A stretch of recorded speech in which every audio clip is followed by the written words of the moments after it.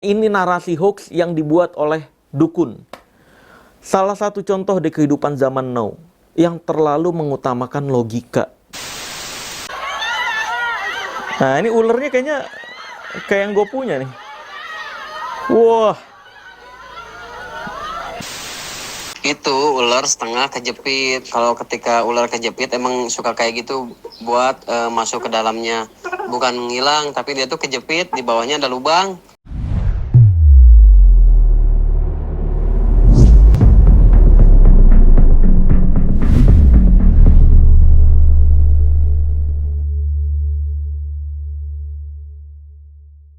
Video kali ini gue akan kembali membongkar rahasia di balik ilmu yang katanya hitam dan ilmu yang katanya putih. Karena ini adalah ilmu merah. Bus. Pada ilmu merah kali ini gue akan kembali membahas serangan yang dianggap goib. Waduh. Gue akan kembali membahas dunia persantetan, teluh, guna-guna, dan semacamnya. Ini adalah salah satu metode santet yang menggunakan teror. Jadi bukan pakai goib. Sekali lagi ingat baik-baik bagi teman-teman yang belum nonton video saya yang ini.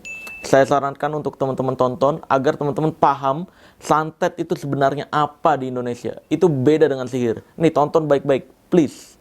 Nah, ini ada sebuah metode teror untuk membuat korbannya stres, takut, dan berpikir itu adalah serangan goib sehingga pikirannya paranoid menggunakan ular nih. Ular ini seringkali bahkan yang bukan kerjaan dukun, yang bukan kerjaan orang usil, yang memang ular tersebut lagi nyari makan, nyari tikus, nyari kodok di sekitar rumah kita ngelihat, kita sering banget tuh masyarakat Indonesia mikirnya, wah ini jangan-jangan kiriman, wah ini jangan-jangan siluman ular nih. Wah, ini nih langsung cocokologi tuh. Wah, ini nih jangan-jangan penyebab selama ini gua dan istri berantem. Atau wah, ini nih jangan-jangan penyebab resto gua atau bisnis gua sepi. Waduh. Langsung tuh dicocokologi dengan hal-hal yang negatif yang terjadi ke diri dia. Padahal mah ya namanya ular, hewan juga. Dia ya wajar gitu keluar kandangnya, keluar sarangnya untuk nyari makan tikus, nyari makan cicak, nyari makan kadal, atau mungkin dia lagi ngejar tikus atau kadal terus kelihatan sama kita. Dan anehnya masyarakat Indonesia yang nganggap itu adalah siluman lah, goib lah, serangan goib, santet, kiriman, teluh, dan semacamnya. Itu pemikiran bodoh, guys. Itu harus dihilangkan di Indonesia. Karena pemikiran-pemikiran bodoh kayak gitu, entah siapa yang ngasih kepercayaan, kebodohan kayak gitu, kok dipercaya aja sama masyarakat Indonesia gitu. Nah, tapi setelah gue coba selidiki, ini ternyata pemikiran kayak gitu timbul karena banyak masyarakat Indonesia yang jarang melihat ular. Jarang tuh ngumpul sama komunitas reptil. Sehingga ketika ngelihat ular dikit, langsung nganggapnya ular itu berbisa. Langsung nganggapnya itu siluman dan semacamnya. Karena ular itu memang binatang yang jarang dilihat. Tapi coba dah, lu sering-sering temenan sama Dede Inon, sama Panji, sama komunitas-komunitas reptil yang terdekat. Lu akan terbiasa ketika melihat ular dan menganggap ular itu ya hewan seperti pada umumnya gitu. Nah, tentang ini ada beberapa video yang gue lihat di YouTube dan di medsos lainnya yang viral. Ini video ada ular di sebuah rumah, lalu dikasih narasi yang nggak percaya goib, ini adalah serangan goib, ini bukti nyata, seolah-olah itu serangan goib. Terus ending-endingnya, tapi si rumah ini karena pakai pagar goib jadi ularnya nggak bisa tembus. Nah, itu video hoax dikasih narasi. Ya videonya beneran nih ada ular di rumah, cuma hoaxnya adalah narasinya itu, bukan serangan goib. Bukan karena rumah itu pakai pagar goib, itu ndas muku, itu palsu. Itu kerjaan-kerjaan dukun tuh video kayak gitu untuk jualan jimat dan jualan penipuan pagar goibnya laku gitu loh. Padahal mah ya enggak, itu ular nyari makan anjir gitu. Nih, langsung aja kita tonton videonya satu persatu. Nah, ini ada satu video nih. Sebelum gue play, kita baca dulu narasinya. Ini narasi hoax yang dibuat oleh dukun. Salah satu contoh di kehidupan zaman now yang terlalu mengutamakan logika. Nah, ini narasi pertama, ini untuk menyalahkan seolah-olah kayak gua, Deddy Corbuzier, Ferry Irwandi, Zawin, dan orang-orang super waras yang lainnya. Ini narasinya untuk menyebut seolah-olah kita ini wawasannya cetek, seolah-olah kita nggak percaya dengan dukun itu karena kita mainnya kurang jauh. Padahal orang-orang yang percaya dukun itulah yang mainnya kurang jauh dan kurang berkualitas. Makanya ini gue nyaranin ke teman-teman semua, main itu jangan jauh doang, tapi juga berkualitas. Karena kalau lu main jauh tapi mainnya sama penipu, ya lu jadi korban penipunya. Kalau nggak lu jadi penipunya juga.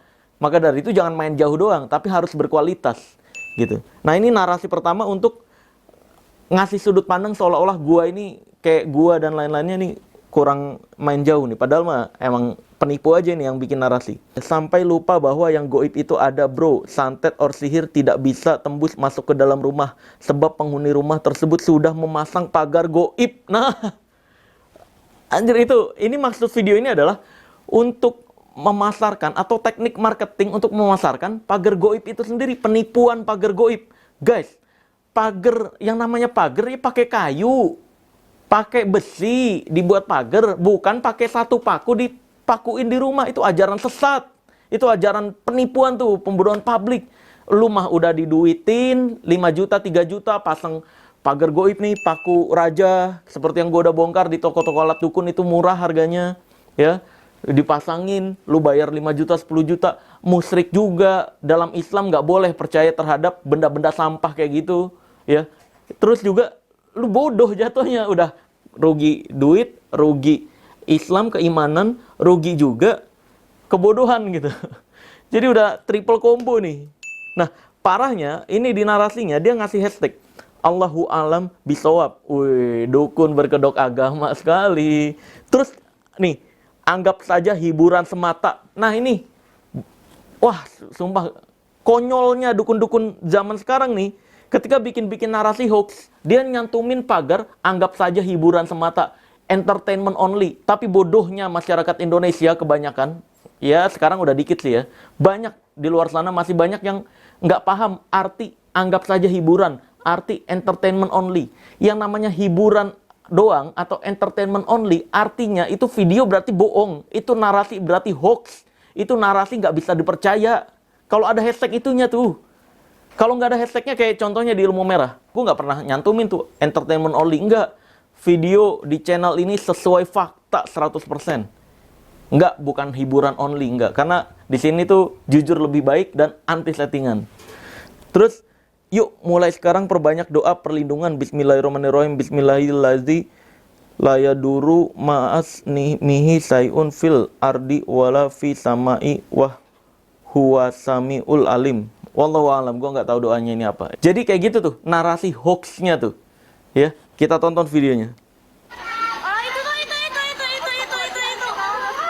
Nah, tuh ada ular.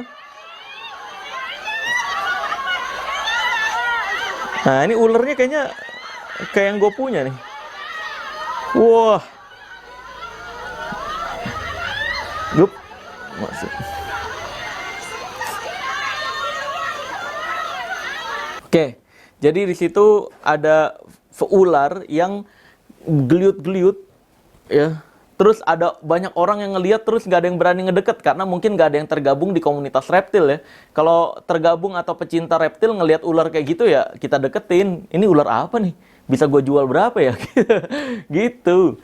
Ini ada masyarakat yang teriak-teriak, wah. Padahal mah tangkep aja tuh. Untuk lihat kayaknya itu ularnya gue kenal. Itu ular umum juga yang sering masuk ke rumah masyarakat memang. Nah, ini video ini banyak banget yang ngetek ke gue, bang gimana responnya, bang menurut lu kayak gimana, ini beneran kiriman goib atau enggak dan semacamnya. Nah, ini gue tanyain langsung ke Dede Inon, karena kalau gue yang ngomong kan gue bukan pecinta reptil atau bukan ahli reptil. Nah, kita tanyain langsung ke ahlinya nih, ahli reptil yaitu Dede Inon. Dede Inon balas kayak gini. Itu ular setengah kejepit. Kalau ketika ular kejepit emang suka kayak gitu buat masuk ke dalamnya. Bukan ngilang, tapi dia tuh kejepit, di bawahnya ada lubang. Kebetulan di ubinnya itu ada karpet kan itu, jadi nggak kelihatan lubangnya. Tuh. Ularnya dari dalam lubang mau keluar, mau keluar. Kagerwakan itu apa sih? Keburu dikagetin sama masyarakat banyak, jadi si ularnya itu masuk lagi ke dalam, jadi susah untuk masuk. Ularnya itu kayak gitu melentar-melentir, baru dia langsung turun, berat. Nah kayak gitu. Tuh, penjelasan menurut Dede Inon. Kebetulan gue tertarik sama dunia ular juga karena Dede Inon. Gue tertarik untuk pelihara reptil juga karena Dede Inon. Gue belajar tentang dunia reptil ya dari Dede Inon.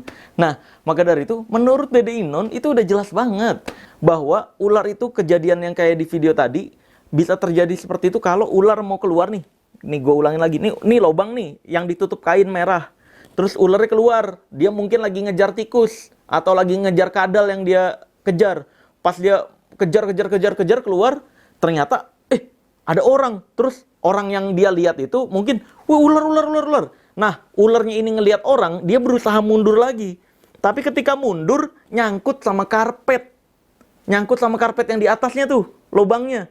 Jadi dia mundur, seret. Nggak bisa mundur, akhirnya geliat-geliut kayak gitu. Geliat-geliut.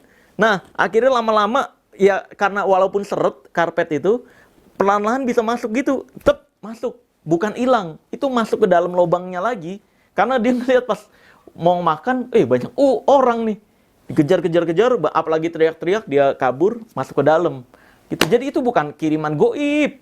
Itu bukan serangan santet sihir. Orang-orang yang tadi bikin narasi itu, ya, itu orang-orang dungu tuh kayak gitu. Itu mereka adalah orang-orang yang nggak punya akal waras. Sehingga dikit-dikit goib. Ular nyari makan disebut goib. Kan yang kayak gini-gini nih ya. Kacau loh. Dan luar biasanya video kayak gitu bukan cuma satu. Gue nemuin video yang lainnya lagi nih. Nih, kita baca dulu narasi yang dibangunnya. Ular misterius datang tiba-tiba. Padahal dari tadi bolak-balik tidak nampak. Pas saya mau berangkat kerja, baca doa, buka pintu, muncullah ular. Segede lidik, memang percaya gak percaya, saya sering ribut sama keluarga. Nah ini, kata orang dulu ini biasanya digunain untuk sihir telu dan lain-lain. Semoga kita semua dalam lindungan Allah, amin. Lah ini kan bentuk cocokologi ya.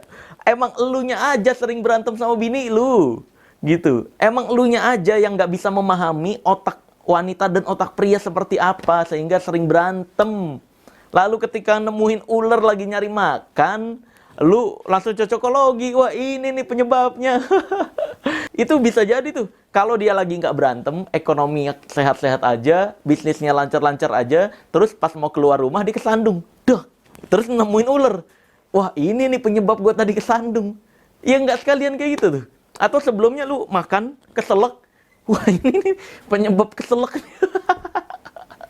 Itu cocokologi anjir.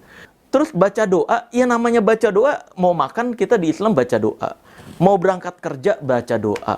Mau tidur baca doa. Semuanya ada baca doanya. Apakah setiap lu baca doa itu keluar tuh ular terus? Kan enggak. Emang kebetulan di saat itu lu lagi baca doa mau berangkat kerja, nemuin ular. Kok dengan bodohnya disangkut pautin sama goib-goiban gitu. Ular lagi nyari makan kok disangkut pautin sama goib. Aduh.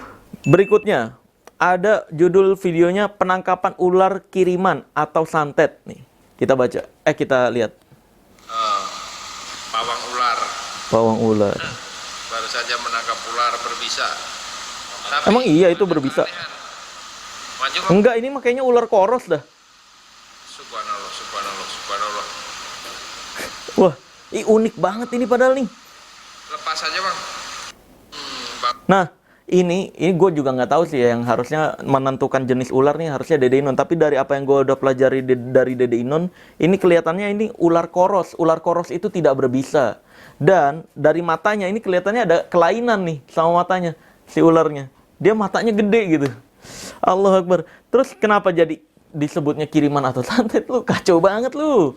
Nanti kalau ada manusia yang lagi pengen jajan, yang memang kebetulan dia berkebutuhan khusus, lu nganggapnya itu kiriman juga gitu, manusia kiriman. Jahat banget lu, sumpah. Orang ular nggak normal kayak gitu, ular berkebutuhan khusus kok disebutnya kiriman. Disebutnya jin. Kacau nih narasinya ya. Allahu Akbar. Terus ada lagi nih, video yang ada narasinya adalah resiko tolong orang disantet. Perwujudan siluman ular santet. Resiko menolong orang yang kesantet kita yang jadi target perwujudan siluman ular. Siluman ular. Kita tonton. Bismillah, alhamdulillah. sahabat. Ular apa itu? Nah, ini ular koros lagi nih kan? Seseorang disantet, pasti kita yang kena kiriman santet. Mengirim ular. Ngirim ular. Itu mau jual ke komunitas reptil. Iya, kawan-kawan yang berbisa tuh. Itu buat makan ular kobra ini. Ular koros. Jadi banyak-banyak berdoa untuk menanganinya. Serahkan semuanya.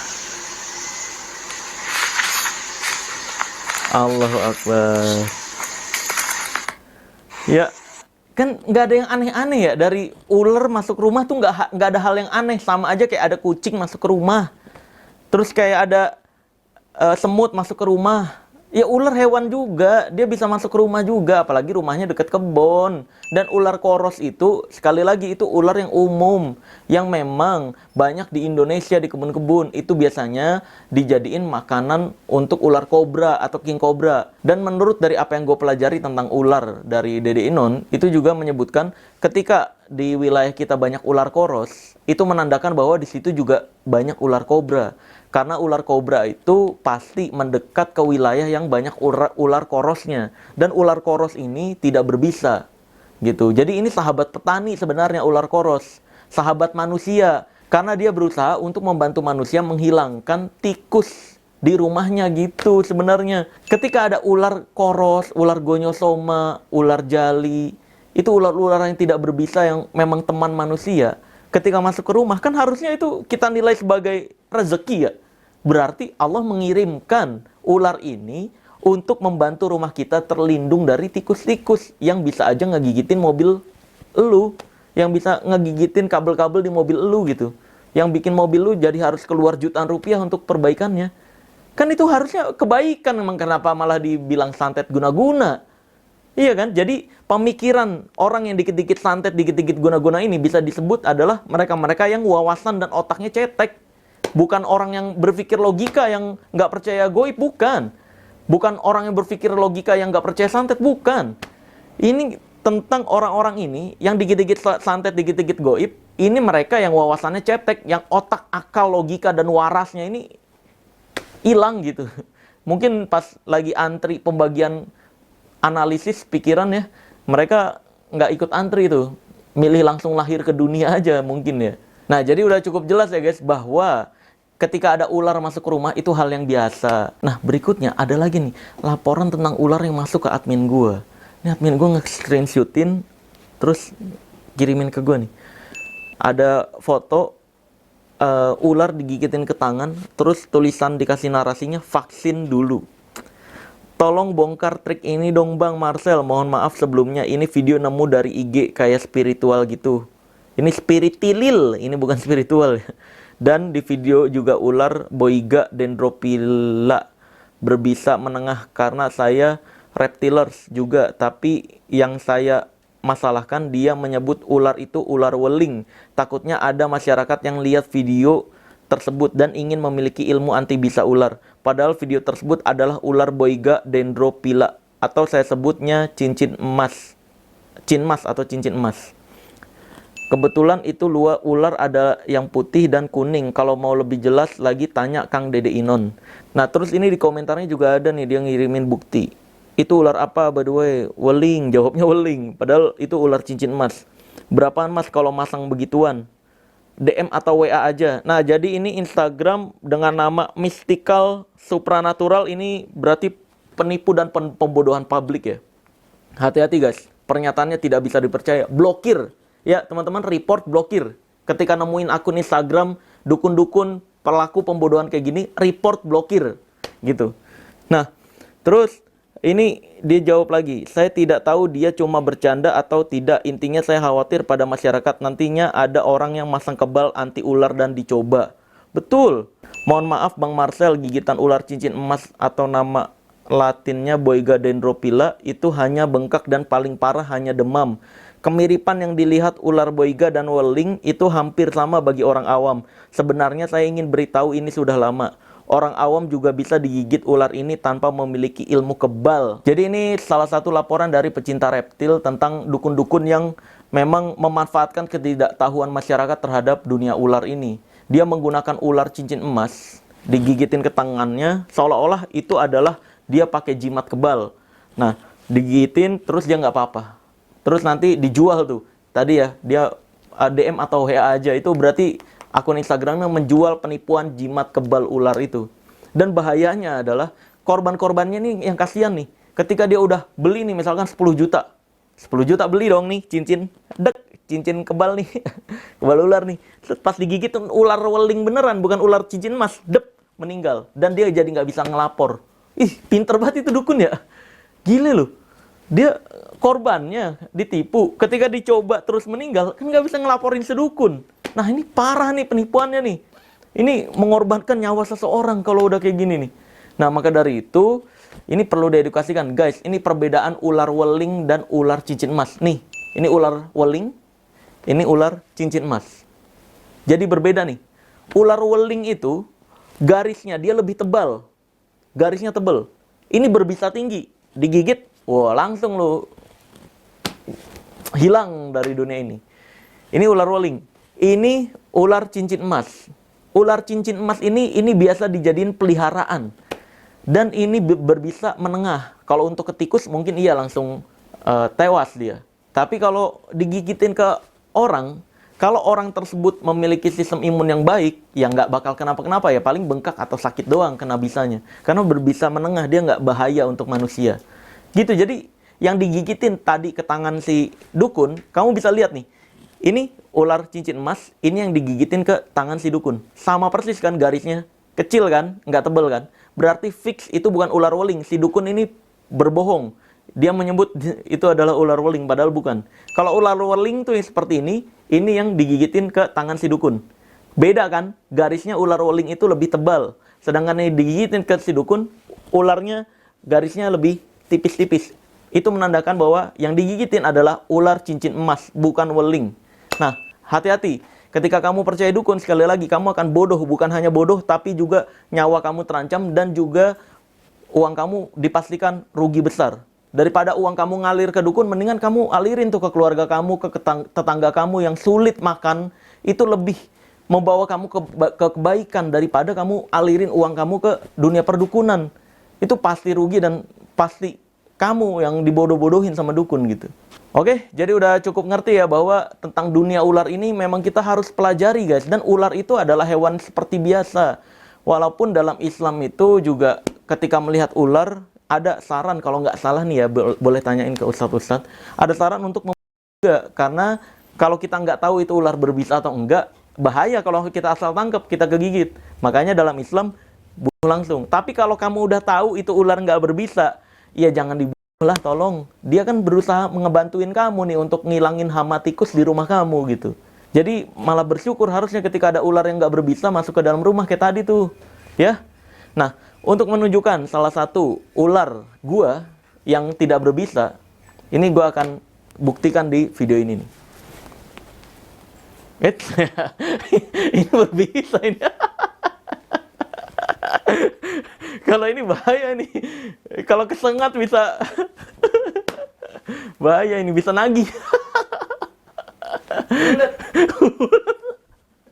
Ular dong. Apa mau punya Dajjal? Itu Dajjal ular tuh. Yaudah, sekarang langsung aja ya. Kita Jal, ambil ular sih Jal. Ambil Jal. Gak berani. Yaudah, ini karena ilmu merah kan gak boleh ngomong doang. Kita harus ajarin gimana cara menjinakkan ular. Ini ular yang gak berbisa tuh, yang sering masuk ke rumah orang. Biar gak takut lagi, biar gak ada pikiran-pikiran bodoh lagi ketika melihat ular yang tidak berbisa. Yuk langsung aja kita ambil ularnya. Guys, kebetulan gue karena semenjak kenal sama Dede Inon, jadi suka ular nih gue. Nah, salah satu ular yang gue suka motifnya itu adalah ular jali. Ini ular lokal, murah juga harganya, dan motifnya tuh kayak macan atau biasa disebut bandotan macan. Ini juga sering masuk ke rumah-rumah warga atau rumah-rumah masyarakat Indonesia. Dan ini ular yang membantu kita untuk menghilangkan hama tikus sebenarnya. Nah, ini gue juga punya nih, tuh. Nah, kalau pelihara ular, mau ngambil ularnya, ini pertama adalah kita nggak bisa langsung ngambil begini guys, dicekot. Biar nggak dicokot, kita butuh tutupnya. Boleh kamera lihat dulu. Karena takut kameramen pada. Nih, tuh, dia masih ngumpet nih. Ya. Masih ngumpet di bawah. Nah, untuk ngambil kepalanya tuh kita tutupin dulu, kita ambil dari badannya. Dan ular jali ini atau ular bandotan macan ini, dia yang bikin horor ketika masuk ke dalam rumah warga adalah ketika kita deketin, dia bunyi. Kayak macan. Nah, orang yang nggak paham hal tersebut akan mengira bahwa ular ini adalah siluman karena bisa mengeluarkan suara, padahal enggak. Itu keunikan ular jali. Gue punya dua nih, di atas dan di bawah. Di bawah ada juga. Ini satu pasang. Dia harus dipisah kayak gini guys, biar nggak stres. Nah, langsung aja kita akan ambil. Harus pelan-pelan sekali. Tuh. Dia udah mau strike tuh. Karena bukan Dede Inun, jadi dihalangin dulu ya guys. Enggak, Dede Nun juga gini sama. Emang iya? Dede Nun kalau mau ngambil juga gini, tapi dia nggak selambat ini. Dia lebih cepet.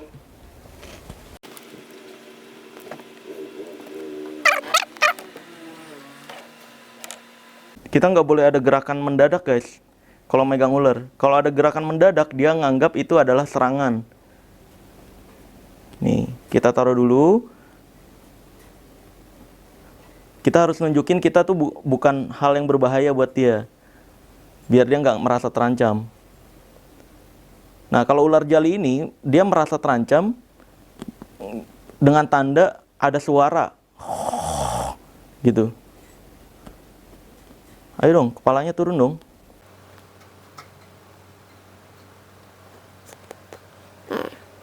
Ular itu nggak pernah jinak. Ular itu cuma bisa dibuat tenang.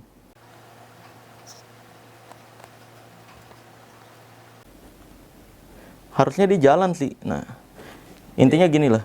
Ini salah satu. Ini salah satu ular yang cantik nih guys. Dan ini biasa ada di rumah warga juga. Nah ini teman-teman bisa lihat sini dari deket dah. Nih, gue sukanya adalah motif ini guys. Motif seperti macan, loreng-loreng macan. Makanya gue suka ular jali ini nih. Dia makan tikus, cicak, kadal, dan semacamnya. Nah, sedangkan ini jantannya, makanya ukurannya bisa besar kayak gini. Udah cukup jelas lah ya guys. Ini kita taruh lagi aja. Ya. Kameramen takut. Nggak mau nyoba megang gitu, kameramen. Cobalah. Ya. Yaudah yuk kita taruh lagi yuk. Jadi udah cukup jelas ya guys bahwa ular itu adalah binatang seperti umumnya. Ya biasa, cuma memang dia punya karakter yang unik. Dimana dia nggak pernah bisa jinak. Dia cuma bersahabat atau merasa tenang. Maka dari itu gerakan kita nggak boleh mendadak. Tapi gue sarankan ketika kamu paham tentang ular juga jangan pelihara ular yang berbisa guys. Karena resikonya besar. Cukup ya yang pecinta reptil aja, yang benar-benar ahli, paham di reptil aja yang pelihara ular berbisa. Kalau kita mah yang biasa-biasa aja. Saran saya teman-teman bisa pelihara kayak contohnya ular lokal tuh ular koros, ular tali picis, ular yang nggak ngegigit sama sekali adalah ukuran kecil adalah ular siput. Itu rekomendasi untuk pemula-pemula yang mulai mau belajar pelihara ular gitu. Kalau ular gonyosoma itu juga nggak berbisa, tapi karakternya lebih galak daripada ini. Kalau ini untuk awam gue kurang menyarankan, karena memang dia karakternya ngeluarin suara. Itu akan ngebuat kamu kayak deg-degan kalau pertama kali megang ular gitu. Ya udah, mungkin begitu aja udah cukup jelas lah ya. Please masyarakat Indonesia, yuk gue mengajak teman-teman semua stop nonton tayangan-tayangan settingan horor-hororan yang membodohi masyarakat Indonesia, terutama kayak dari pokoknya ketika ada ahli spiritilil, ahli spirikintil ngaku-ngaku sakti, ngaku-ngaku ini ritual lah, nunjukin mental-mentalan lah, terus dikit-dikit dihubungin goib-goiban, please itu udah blokir aja. Channel-channel kayak gitu, medsos-medsos kayak gitu diblokir, jual-jual jimat anti bacok lah dan semacam, blokir aja. Karena daripada keluarga kamu ketipu, daripada keluarga kamu dibodoh-bodohi, ya mendingan udah langsung blokir aja gitu.